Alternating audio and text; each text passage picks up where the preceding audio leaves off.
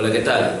El día de hoy le traemos un nuevo tutorial respecto a las ecuaciones químicas. Específicamente vamos a hablar el día de hoy sobre el método que se utiliza para equilibrar las ecuaciones químicas, pero el primer método básico, que es el método de simple inspección.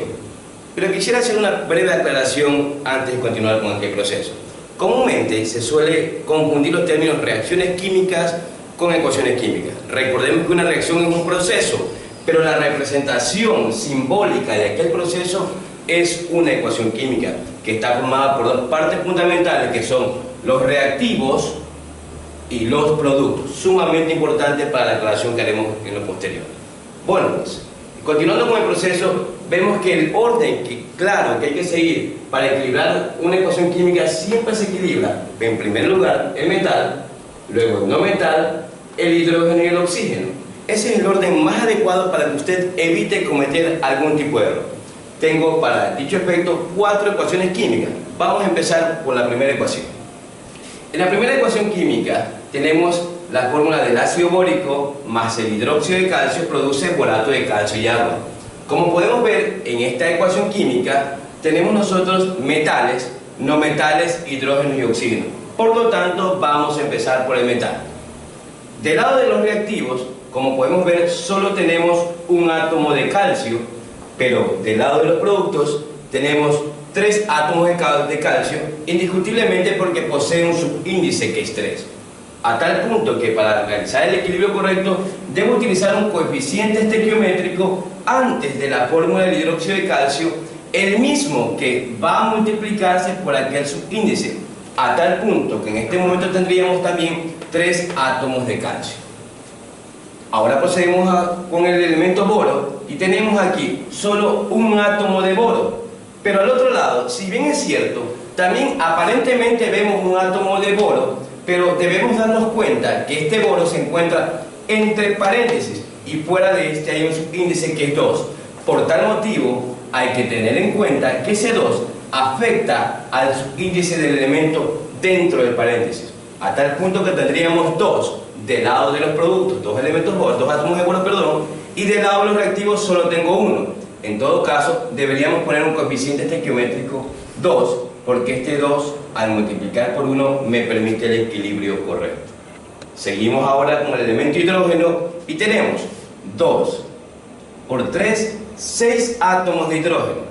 En el hidróxido tendríamos 2 por 1 son 2, pero como hay un coeficiente 3, también afecta al 2 que teníamos.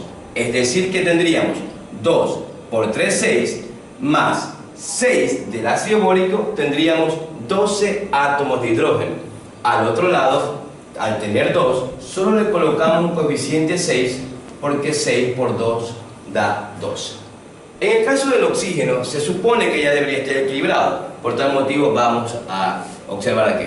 2 por 3, 6.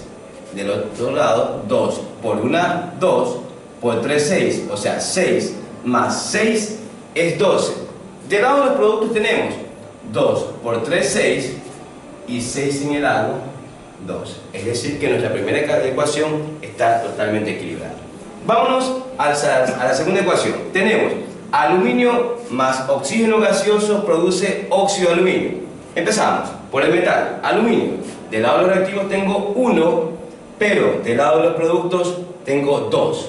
Por tal motivo, habría que colocar un 2 como coeficiente estequiométrico del aluminio y tendríamos también 2 átomos de aluminio. En el caso del oxígeno, tenemos 2 del lado de los reactivos, pero del lado de los productos tendríamos 3. Lo recomendable cada vez que ocurra esta situación es intercambiar los subíndices del elemento oxígeno, es decir, que el 3 pasaría a ser coeficiente del oxígeno y el 2 del oxígeno coeficiente del óxido de aluminio. Pero nótese algo importante.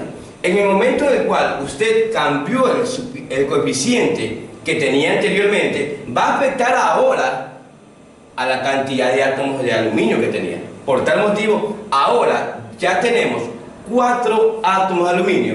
Es decir, que para poder tener 4 átomos al otro lado, deberíamos reemplazar el 2 que teníamos hace un momento por el número 4. Y ahora tendríamos 4 átomos de aluminio, 4 aluminio, 6 de oxígeno, 6 de oxígeno. La siguiente ecuación tenemos la glucosa más el oxígeno gaseoso produce dióxido de carbono más agua. Y empezamos. En este caso, nótese que no tenemos metales. Entonces, al no tener metales, continuaríamos con el no metal representativo, que es el carbono. Tengo 6 átomos de carbono del lado de los reactivos. Del lado de los productos solo tenemos uno. Por lógica le ponemos un 6. Porque 6 por 1 da 6. Tendríamos el equilibrio. En el caso del hidrógeno tendríamos 12 átomos de hidrógeno y al otro lado tenemos solo 2. Por tal motivo le vamos a colocar un 6 también, porque 6 por 2 es 12. En el caso del oxígeno tendríamos, de este lado tenemos 6 y 2, 8. Al otro lado, del lado de los productos, tendríamos 6 por 2, 12. Y 6 son 18. Por lógica, para mantener el equilibrio, vamos a colocar un 6 en el lado del oxígeno, porque 6 por 2, 12, más 6 de la glucosa, 18 átomos de oxígeno. Vámonos a la última ecuación. Tenemos el alcohol etílico más el oxígeno gaseoso produce dióxido de carbono más agua. Y tendríamos 2 carbonos. Al tener uno de este lado, le colocamos un 2, porque 2 por 1 da 2. Hidrógenos, 5. Pero aquí también tenemos 1, por tal motivo tendríamos 6 en total. Entonces al otro lado le colocamos un 3, porque 3 por 2 me daría 6. En el caso del oxígeno tenemos 1 y 2, 3. Del lado de los productos tenemos 2 por 2, 4 y 3, 7. Si de este lado de los productos tengo 7 y del lado de los reactivos tenemos 3, lo más lógico es colocar un 3 del lado del oxígeno gaseoso, porque 3 por 2 sería 6 y 1, 7. Esto es todo lo referente al equilibrio, pero hemos notado una cosa importante, que comúnmente los estudiantes cometen un error cuando se realiza este tipo de pruebas, en la cual se indica coeficientes estequiométricos. Quisiera hacer una pequeña reflexión al respecto.